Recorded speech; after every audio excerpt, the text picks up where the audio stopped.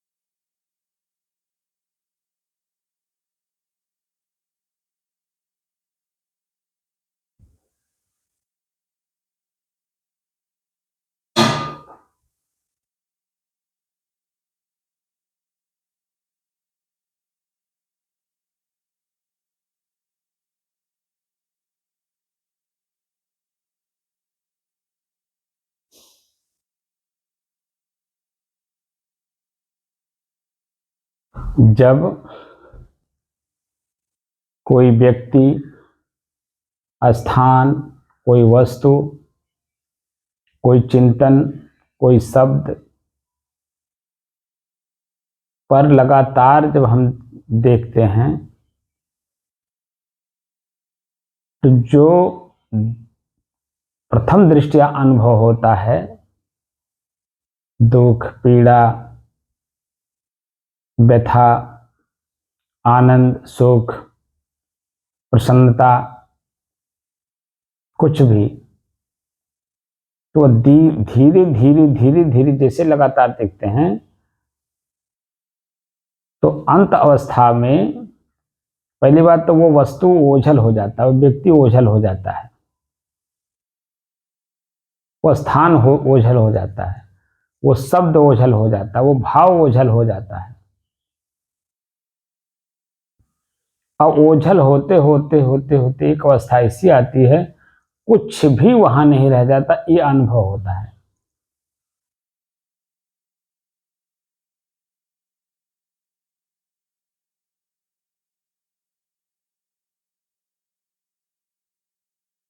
अभी 2 घंटे इससे बैठे हैं। इस वीडियो के पहले जो वीडियो मैंने बनाया उसमें देखने की बात कही, तो देखते समय हमारे मनोदशा एक एक सेकेंड कैसे डाउन हो रही है, जो पीड़ा दुख अनुभूत कर रही थी, तो हमारी नसें जैसे जैसे ब्लड सर्कुलेशन सामान्य होने लगती है शरीर की, वैसे वैसे हमारी मानसिक स्थिति भी अपने आप शांत होती चली जाती है। कोई दृश्य नहीं रहता, ना व्यक्ति का कोई दृश्य रहता जिसको हम याद किए हों, ना किसी स्थान का स्थान हमारे मस्तिष्क में रहता है जिसको हम याद किए हों, जिस शब्द को हमने याद किया हो, जिस भावना के तहत याद किया हो, वहां कुछ भी नहीं रह जाता है, एकदम एक रस की स्थिति रहती है।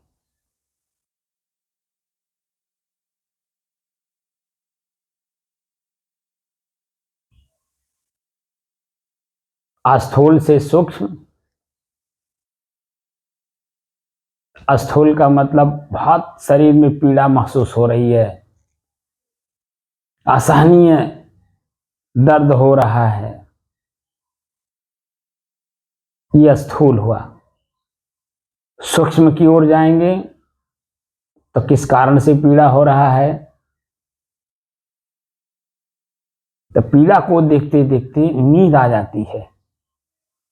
शरीर में पीड़ा है, भयंकर पीड़ा है, लेकिन जब नींद आ जाती है तो उस समय में आपको कहां अनुभव होता है कि सूक्ष्म है, लेकिन है स्थूल में ही, क्योंकि आगे की कोई जानकारी नहीं है।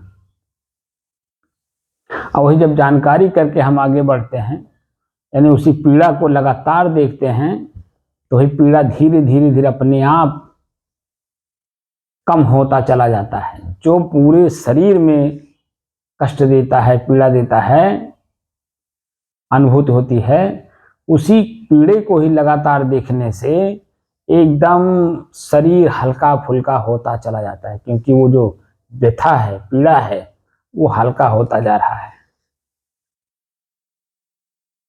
तो स्थूल को देखिए सूक्ष्म से, तो स्थूल का जो पीड़ा है, असहनीय है, वो सहन में आता चला गया, यानी हमारे ही बस में होता चला गया वो दर्द, वो पीड़ा, वो व्यथा। क्योंकि हम उसे लगातार देख रहे हैं।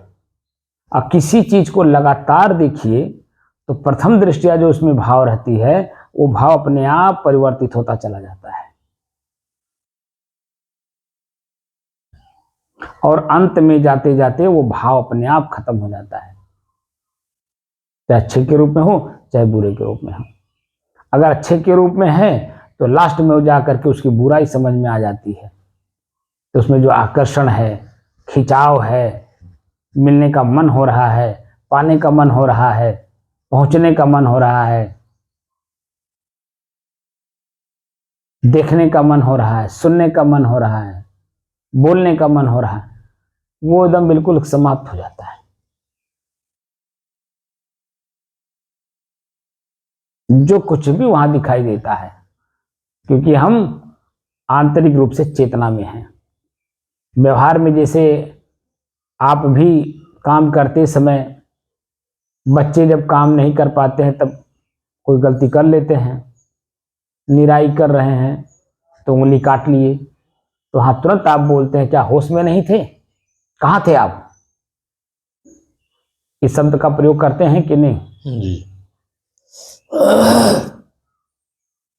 क्योंकि जब होश में काम किया जाता है तो गलती नहीं होती है, तो पीड़ा नहीं होता है, तो कहीं कटता नहीं है, उंगली नहीं कटेगा, धान नहीं कटेगा, यानी जो भी काम कर रहे हैं उस काम में कोई बुराई नहीं आएगी, उसमें कमी नहीं आएगी, क्योंकि होश में काम कर रहे हैं। तो होश व्यवहारिक शब्द है, चेतना आत्मिक शब्द है। स्वयं की चेतना में ही जब हम रह करके किसी चीज को देखते हैं तो उसमें प्रथम दृष्टिया जो अनुभव हो रहा है वही धीरे धीरे धीरे धीरे कम होते होते किस रूप में बदल गया वह भी मैं देखता हूं। तो मैं स्वयं अपने जगह पे प्रथम दृष्टिया भी स्थिर हूं, और उसमें जो परिवर्तन हो रहा है उस परिवर्तन को मैं स्वयं स्थिर होकर के ही देख रहा हूं, और मेरी स्थिरता बनी हुई है, मेरी एक रस स्थिति बनी हुई है। लेकिन उसमें जो परिवर्तन हो रहा है वो परिवर्तन समझ में आ जाता है, क्योंकि वो परिवर्तन ही मेरे दुख का कारण बनता है। अगर हम किसी चीज को स्थिर किए हुए हैं, जैसे मैंने आपको बताया ना, ईर्ष्या, किसी व्यक्ति को देख करके ईर्ष्या हो रही है, यानी मन में पीड़ा हो रही है, तो इसका मतलब है कि उसको आपने स्थिर कर लिया है। लेकिन जब उसी व्यथा पीड़ा को, उसी व्यक्ति को लगातार उसमें अच्छाई देखिए, तो एक दिन ऐसा आएगा जो व्यथा है, पीड़ा है, दर्द है शरीर में, मन में, उसकी अच्छाई देखते देखते एकदम बिल्कुल हल्का हो जाएगा। मनोभावना बदल गई ना, मनोभावना बदली तो जो हमारे अंदर में पीड़ा थी वो पीड़ा सुख, आनंद और प्रसन्नता में बदल गई। लेकिन उसी आनंद, सुख और प्रसन्नता को जब हम देखेंगे लगातार, किसी चीज में आकर्षण हो रहा है, खिंचाव हो रहा है, पाने की ललक बढ़ रही है, तो उसमें आप लगातार उसी को देखिए, उसके परिवर्तन को। तो जो परिवर्तन प्रथम दृष्टिया आकर्षित कर रहा है, लगातार देखने से वो आकर्षण उस परिवर्तनशील वस्तु पे जो परिवर्तन हो रहा है उसे देखते देखते हमारा मनोभाव, खिंचाव, आकर्षण, पाने की ललक अपने आप शांत हो जाता है। तो जो मेरा एकरस स्थिति है वो बनी रहती है।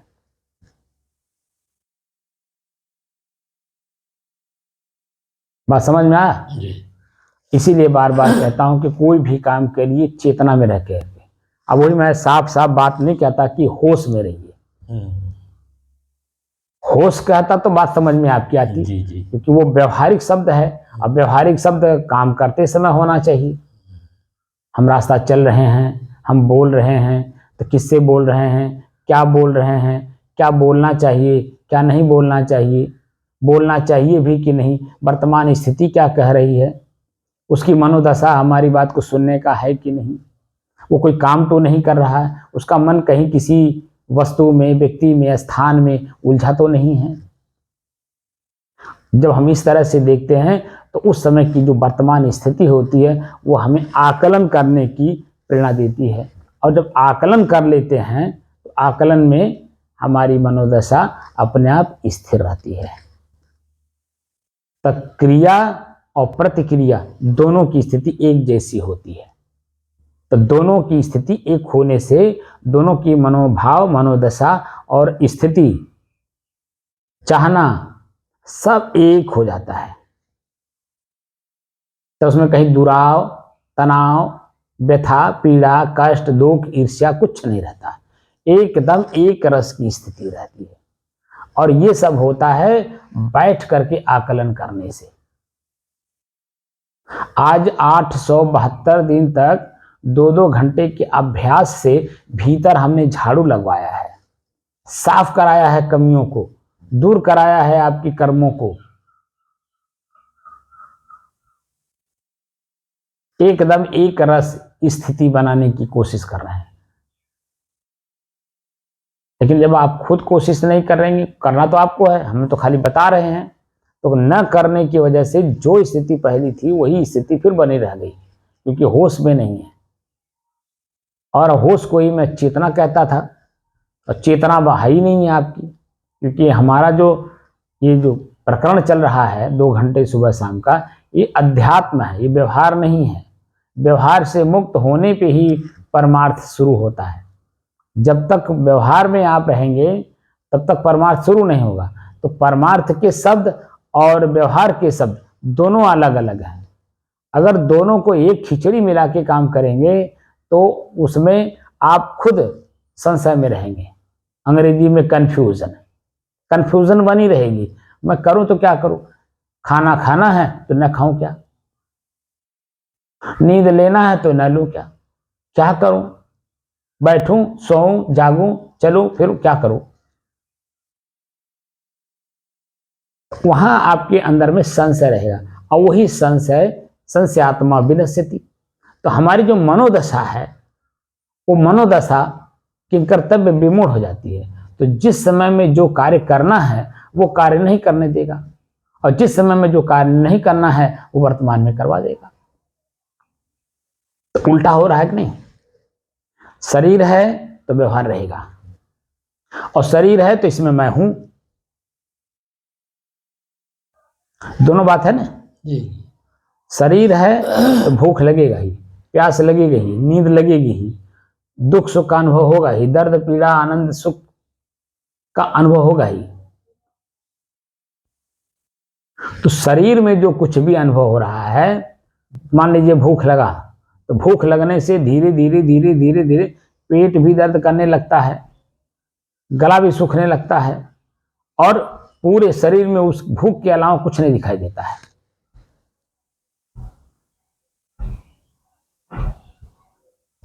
तो भूख का निवारण व्यवहार में होगा, न कि परमार्थ में होगा। परमार्थ मतलब 2 घंटा बैठने के लिए कह दिया तो कहाँ वहां मन लगेगा, क्योंकि पेट में कुछ है नहीं, दर्द कर रहा है। तो बार बार हमारी जो मनोवृत्ति है अपने पेट पे जाएगी, तो बैठा के मुझे क्या करना होगा? तो उल्टा हो जाएगा। इसलिए पेट की भूख को मिटाने के लिए हमें व्यवहार करना होगा, स्वतः अपने हाथ से कर्म करना होगा, शुद्ध कर्म करना होगा। एक लेबरई से लेकर के एक अफसरी तक जो भी काम आपको आता है उसको करिए, शुद्ध मन से करिए, शुद्ध शरीर से करिए, शुद्ध व्यवहार से करिए। तो भोजन जो आप शरीर को देंगे, उस भोजन को ग्रहण करते समय माने अंदर लेते समय भी मन प्रसन्नचित रहेगा, आनंदित रहेगा, सुखी रहेगा, पीड़ित नहीं होगा। लेकिन जब उसी भोजन को आप चोरी से, बेईमानी से, ठगी से, डकैती से या किसी भी कारण से अगर आप अपने शरीर को दे रहे हैं, तो सबसे पहले तो मन भयभीत रहेगा, और जैसे ग्रहण आपने किया वैसे शरीर भी भयभीत हो जाएगा। शरीर में कहीं न कहीं कोई न कोई कमी आ जाएगी उसी भय के कारण।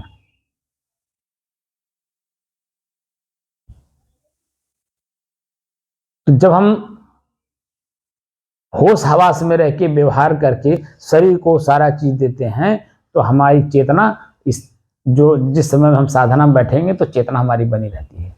तो चेतना का मतलब है ना वो दुख में जाएगा ना सुख में जाएगा, एक रस की स्थिति जो हम बनाना चाहते हैं वो हमारा बन जाता है।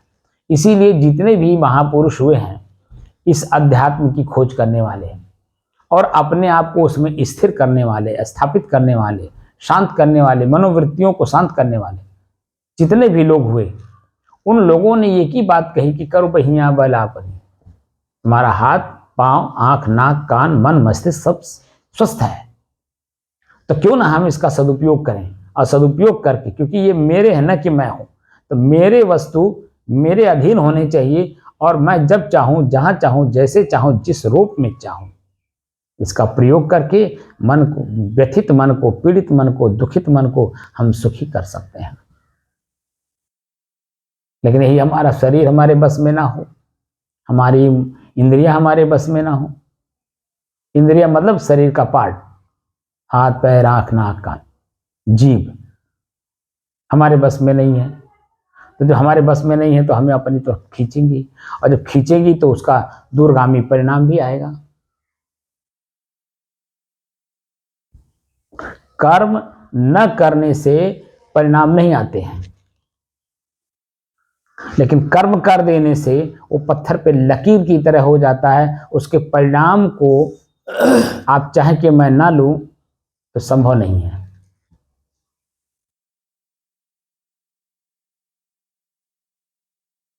तो आपको लेना ही होगा, चाहे आनंद के रूप में लें चाहे पीड़ा के रूप में लेना पे, क्योंकि कर्म आपने कर दिया। और ये जो परमार्थ हम कर रहे हैं, परम धन अर्थ, परमार्थ, परम माने श्रेष्ठ, उत्तम, अर्थ माने प्रयोजन, उद्देश्य। हमारा उद्देश्य है मोक्ष। हमारा परमार्थ क्या है? मोक्ष, यानी मोह रह ही ना जाए, उसका नाश हो जाए। जब मोह ही नहीं रहेगा तो हमारी अपनी एक रस स्थिति रहेगी, एकदम शांत।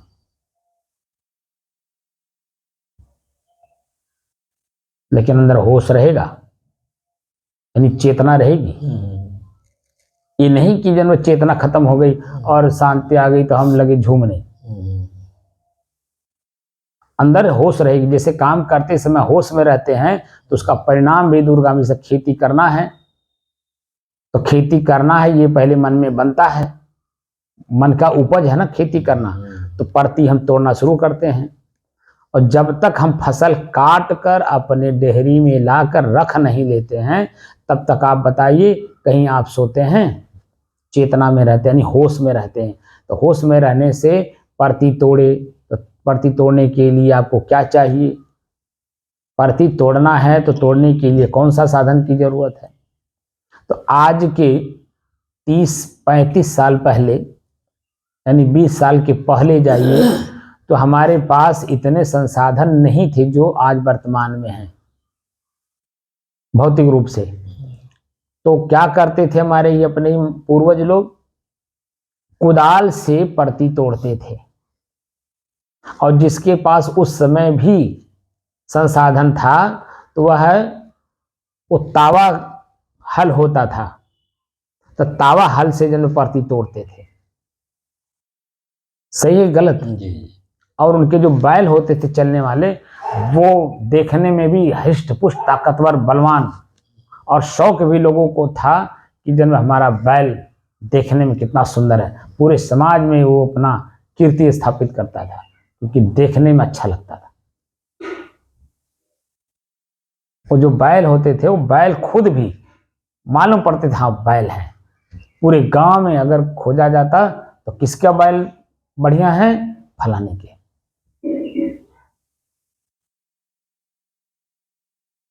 तो उस संसाधन वर्तमान की स्थिति को देखते हुए परती कैसे तोड़ना है, वो समय, परिस्थिति और हमारी खुद की व्यवस्था हमको बताती कि हम क्या करें। हमारे पास बैल नहीं है, हमारे पास हल नहीं है, हमारे पास सामाजिकता नहीं है, हम किसी को कुछ समझते नहीं हैं, किसी के पास उठते बैठते नहीं हैं, तो हमारे पास कुदाल के अलावा और स्वयं के बल के अलावा कोई संसाधन नहीं है। तब हमारे पूर्वज, हमने खुद अपने आंखों से देखा है कि एक एक दिन में एक एक बीघा स्वयं अपने हाथ से कोड़ डालते थे।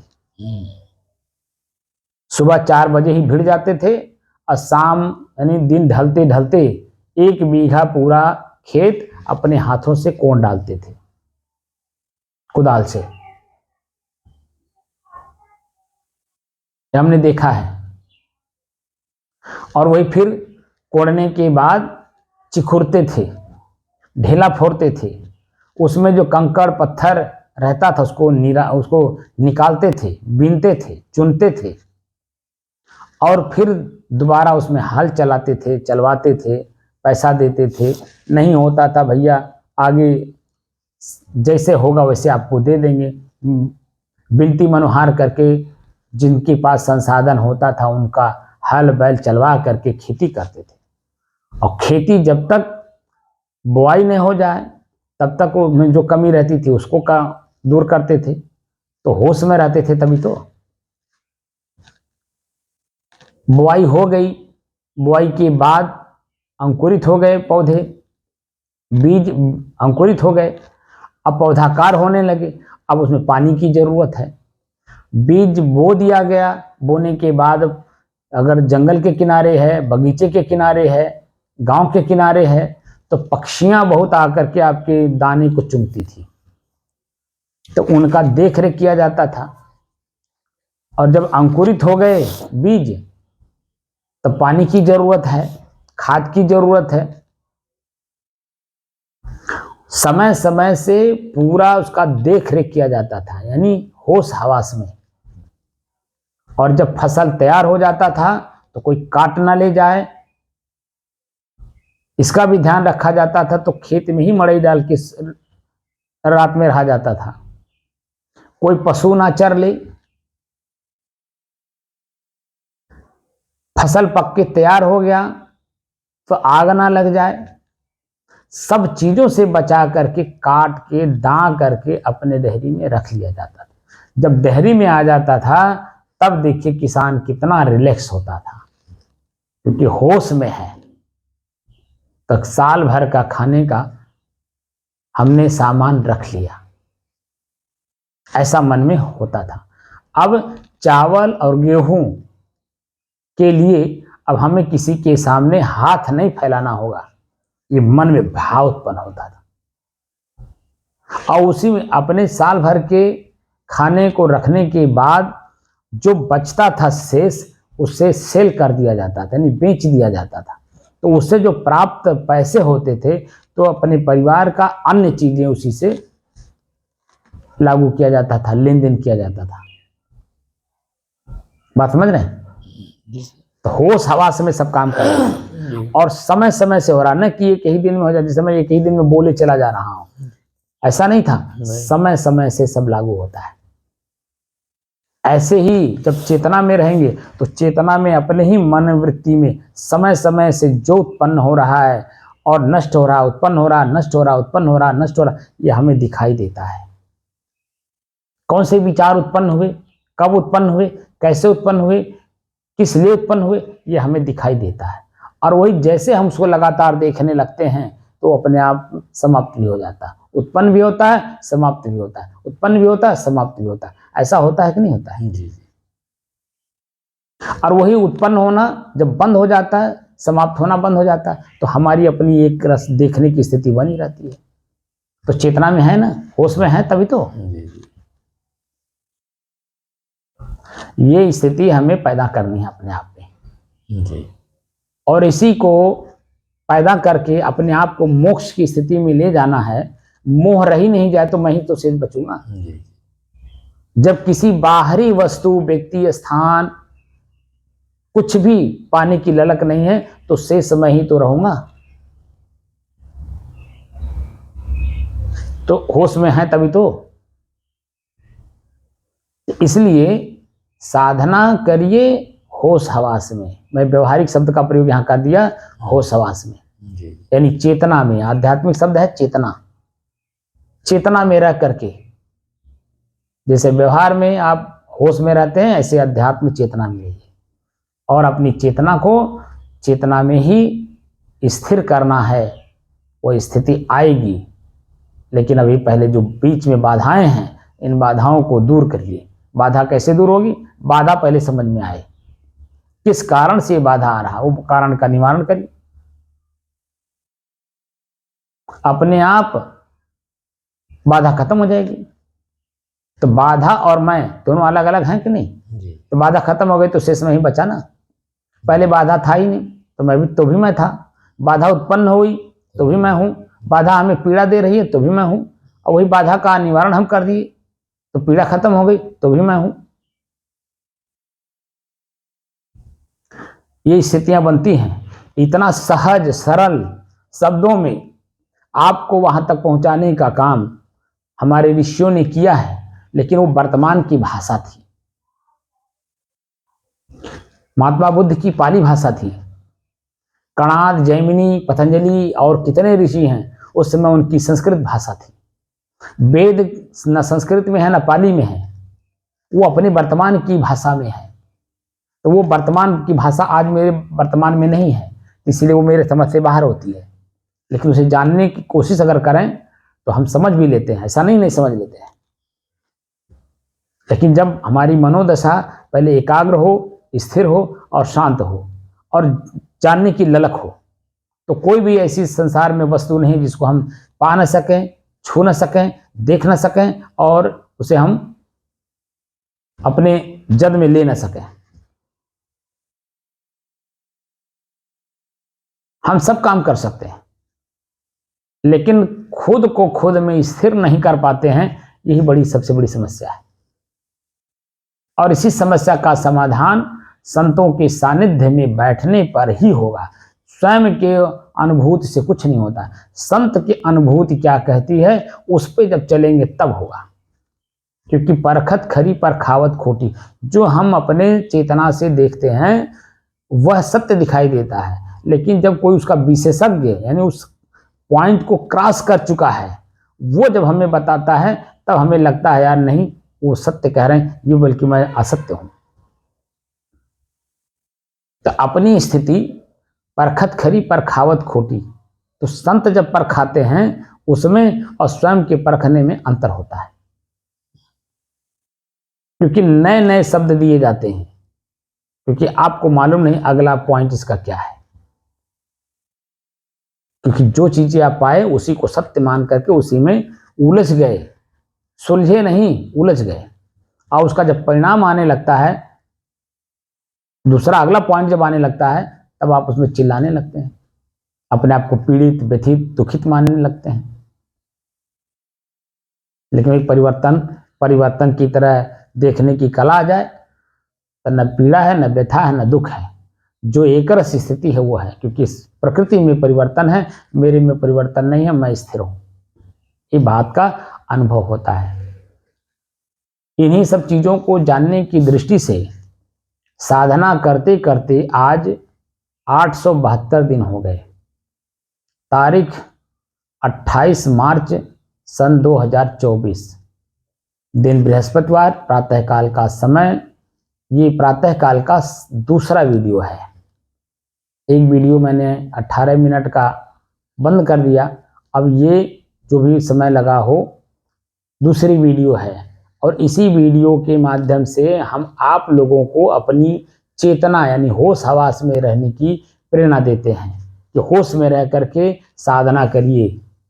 जैसे होश में रह करके आप व्यवहार करते हो तो उसकी अच्छाई बुराई का अनुभव होता है और उसका कारण समझ में आता है, किस कारण से दुख हुआ, वो कारण का निवारण करते हैं, वही दुख सुख में बदल जाता है। लेकिन आप उसके पहले भी थे, उस समय भी हैं, उसके बाद भी हैं।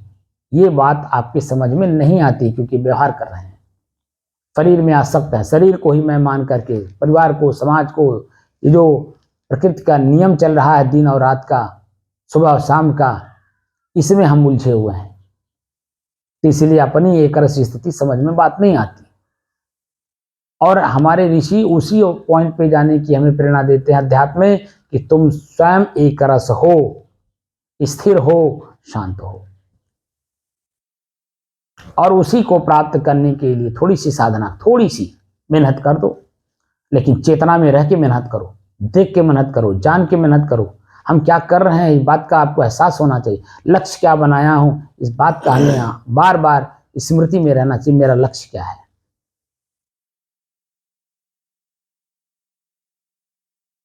तो जब लक्ष्य का पता रहता है तो लक्ष्य पर जब हम पहुंच जाते हैं, स्थिर होते हैं, तो उस समय की जो अनुभूति होती है वो अवर्णनीय होती है, उसको हम शब्दों में व्याख्या नहीं कर सकते। इसीलिए सभी महापुरुष एक ही बात कहते हैं, गूंगे को गुड़ खिलाइए तो गुड़ तो खा रहा है, वो क्या शब्दों में व्याख्या करेगा, वो खाली एक ही शब्द कह सकता है, जी बहुत बढ़िया, बहुत मीठा है। वो अंदर से आवाज नहीं आ रही, लेकिन इस तरह का इशारा करता है, बार बार ऐसे करता है, यानी बहुत मीठा है, ऐसा आपको आभास होता है। तो जो अनुभूति हो रही है गूंगे का गुड़ है, खाइए और स्वयं अनुभव करिए। और उसी अनुभूति को प्राप्त करने के लिए मैं साधना करा रहा हूं कि स्वयं की अनुभूति स्वयं में हो। बाहर की अनुभूति तो सभी लोग करते हैं, लेकिन पीड़ा, दुख और व्यथा के अलावा कुछ प्राप्त नहीं करते हैं। लेकिन जब स्वयं में अनुभव करेंगे तो सुख, आनंद और प्रसन्नता के अलावा दूसरा कुछ रह ही नहीं जाएगी। क्योंकि हमारे ऋषि एक शब्द दिए हुए हैं जो आजकल लोगों ने उसका दुरुपयोग कर दिया है, किसी का नाम रख दिया है, सच्चिदानंद।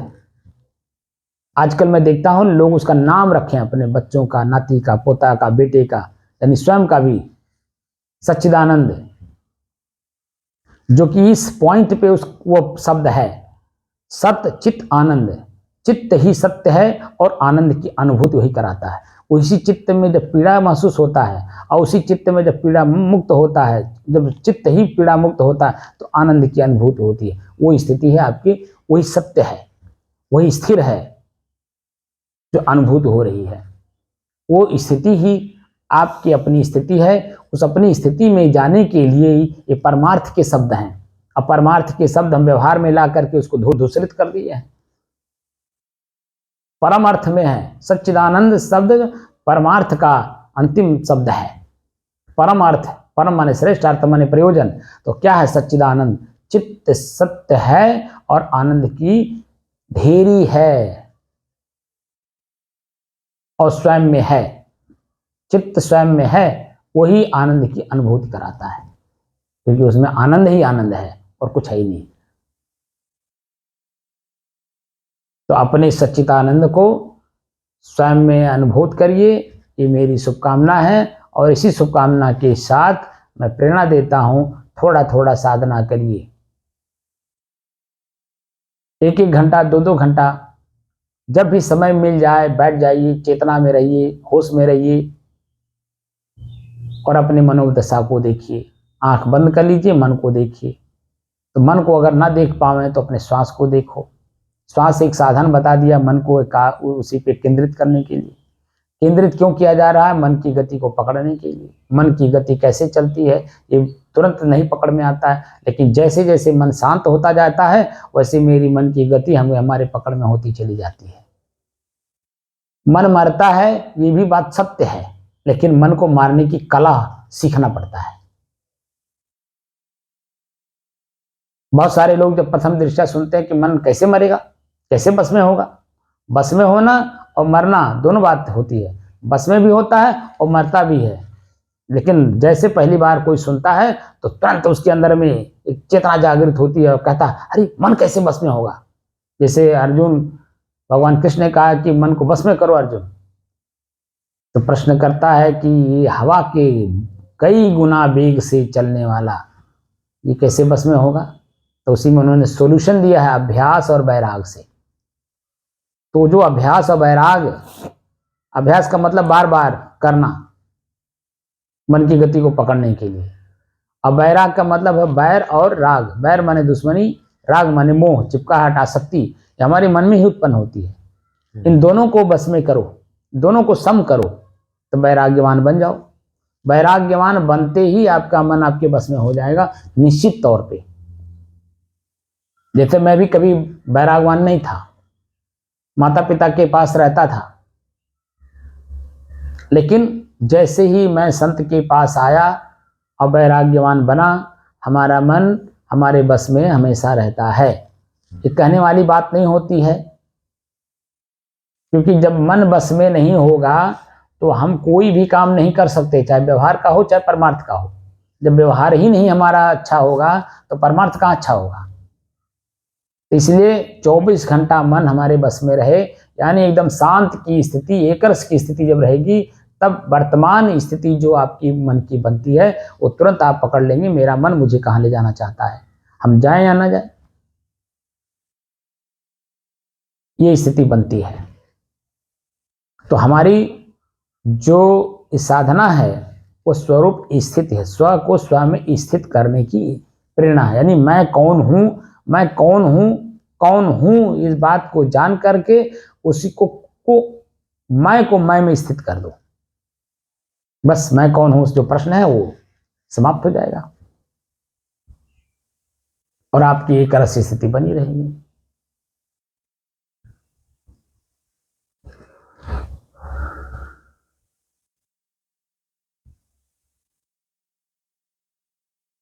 मैं में कुछ नहीं है और प्रकृति में बहुत कुछ है। तो जो बहुत कुछ है वही हमें चंचल किए हुए है, वही हमें आकर्षित करता है, दुखी भी करता है, पीड़ित भी करता है, आनंदित भी करता है, प्रसन्न भी करता है, सुख भी देता है। लेकिन मैं जो है वो एक रस है, उसमें न प्रसन्नता है, न सुख है, न आनंद है, न दुख है, न पीड़ा है, न व्यथा है, दोनों ही स्थितियां नहीं है। इसी पॉइंट पे जाने के बाद सदगुरु कबीर ने कहा है कि सुख दुख से एक परे परम पद, एक पद ऐसा भी है जो इन दोनों से परे है, सो पद है सुखदाई, वही वास्तव में सुखदाई है और कुछ नहीं। लेकिन उसको अनुभूत करने के लिए चेतना यानी होश में रह के काम करना होगा। बिना होश में रहे यानी चेतना में रहे आप इस चीज का अनुभूति नहीं कर सकते हैं, बल्कि उल्टा हो जाएगा, जो सुख था वो भी बदल जाएगा दुख में। तो इसलिए अपने आप को जानने के लिए, समझने के लिए और अपने आप को अपने आप में स्थापित करने के लिए यानी स्थिर करने के लिए साधना करिए और साधना संत के सानिध्य में करिए, मनमानी ना करिए। मनमानी में मन जो है कहाँ कहाँ ले जाता है पता नहीं चलता है। जब हम संत के सानिध्य में करते हैं तो हमारा मन, उड़ता हुआ मन जमीन पर आकर के बैठता है, स्थिर होता है।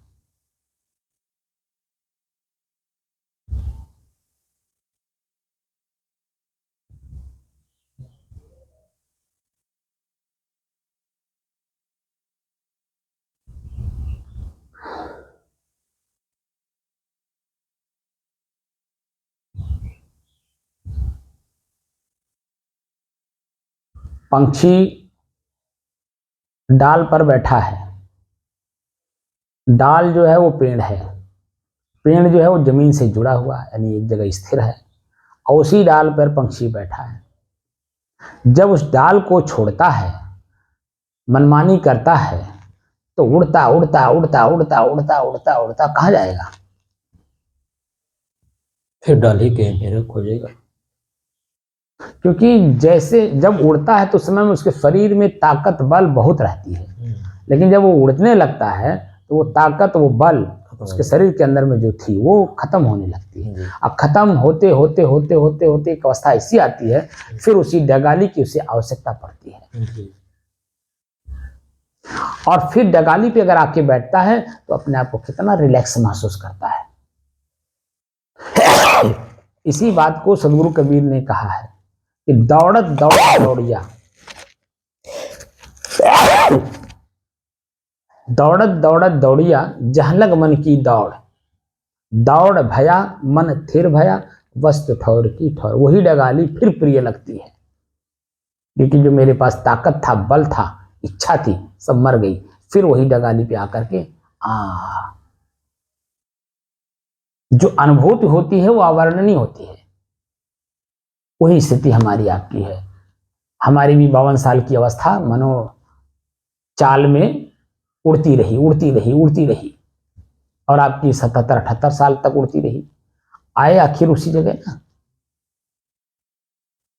ये पालें वो पालें, ये कर लें वो कर लें, इनको मना लें उनको मना लें, इनको अपना बना लें, इनसे मिलने, सब काम कर डाले।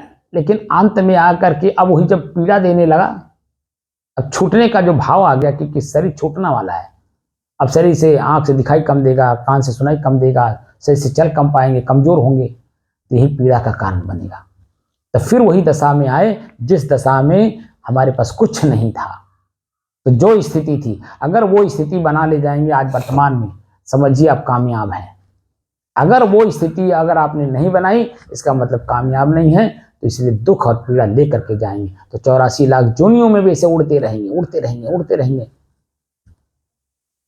दुख और पीड़ा सहते रहेंगे। कहीं आपको सुख शांति मिलने वाली नहीं, कहीं स्थिरता मिलने वाली नहीं, क्योंकि सब लुहकारने वाले ही मिलेंगे, क्योंकि मेरा मन खुद चंचल है। तो चंचलता खत्म करिए, और चंचलता खत्म करने के लिए साधन बता रहा हूं, अपने ही श्वास को अपने से अलग होकर के लगातार देखने का अभ्यास करिए। जो कुछ भी उसमें मिलता हो, दिखाई देता हो, उसे अपने से अलग अनुभव करिए। धीरे धीरे धीरे धीरे जो स्थिति मैं आपको ले जाना चाहता हूं, जिस स्थिति में मैं आपको ले जाना चाहता हूं, या स्वयं जो आप चाहते हैं, वो आपको मिल जाएगा। क्योंकि होश में रहेंगे तो दिखाई भी देगा, चेतना में रहेंगे तो अनुभूति भी होगा। उसके छुएंगे, पाएंगे, चखेंगे, स्वयं संतुष्ट होंगे, तृप्त होंगे। तो आपकी तृप्ति ही मानव जीवन की सार्थकता है, और इसी सार्थकता को सार्थक करिए संतों के सानिध्य में। साहिब साहिब साहिब बंद करिए। कुछ समझ में बात आई? जी। चेतना का मतलब बार बार कहता हूँ कि चेतना में रहिए, चेतना में रहिए। चेतना का मतलब होश में रहना, जागृत रहना। जागृति में ही जो है होश रहती है, चेतना जागृति में ही रहती है।